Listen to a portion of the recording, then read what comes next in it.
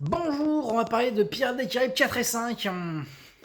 Alors là, on a la collector de DVD des 1, 2, 3. Mais on va ne pas en parler, non, on va parler de Pirates des Caraïbes 4 et 5, qui n'ont rien à voir. Et le 5, il faudrait que je le revoie, parce que autant le 4, je l'ai vu 3 fois, je crois. Ce qui n'a rien à voir avec les 3 premiers que j'ai vu 10 fois chacun, un truc comme ça. Mais le 5, je l'ai vu qu'une seule fois et je m'en suis jamais remis. Il faudrait que je lui relaisse peut-être une chance, mais en y allant à reculons avec un sac à vomi. Bien évidemment. Alors, le 4, la fontaine de Jouvence. Alors, déjà, ça fait un truc que je déteste. Enfin, que, pas que je déteste, mais disons que ça n'a pas compris. En fait, c'est une suite qui n'a pas compris ce que c'était les Pierres des Caraïbes. Pierre des Caraïbes, en fait, le personnage principal, déjà, on le rappelle, c'est quand même Will.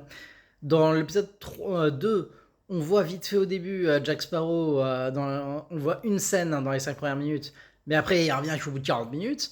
Et dans le 3, pareil, il met plus de 30 minutes à arriver. Alors que dans le 4, il te le donne direct, c'est lui le personnage principal, il n'y a plus Will. Et bah il est là dès le début, et ouais, voilà. Hmm. Ce qui fait son charme, c'est son côté psychique. Son côté. C'est le personnage secondaire. Mais il est un peu en mode là, qui a brisé un peu le quatrième mur, en mode pardon, je prends la place, voilà.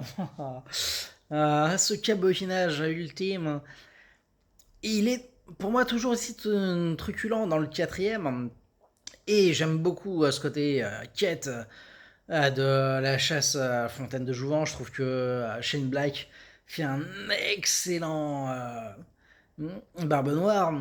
Je trouve que le personnage de Penelope Cruz est un poil amusant, ça va. Je trouve que c'est pas un si grand échec. Les personnages sur la sirène, Sirena, et ça en fait grincer des dents. Mais c'est le côté qu'on a perdu totalement la mer, on la voit presque plus. Donc ça, c'est vraiment, ça fait vraiment chuter largement le quatrième en termes de qualité.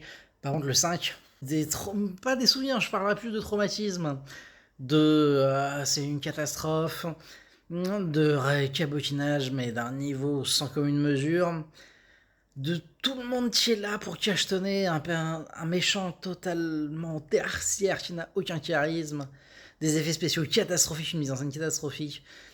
Je dirais jamais assez de mal du 5, mais il faudrait que je pourrais pas tellement en parler parce qu'il faut que je m'y replonge un jour. Peut-être qu'un sixième sera meilleur, on sait pas.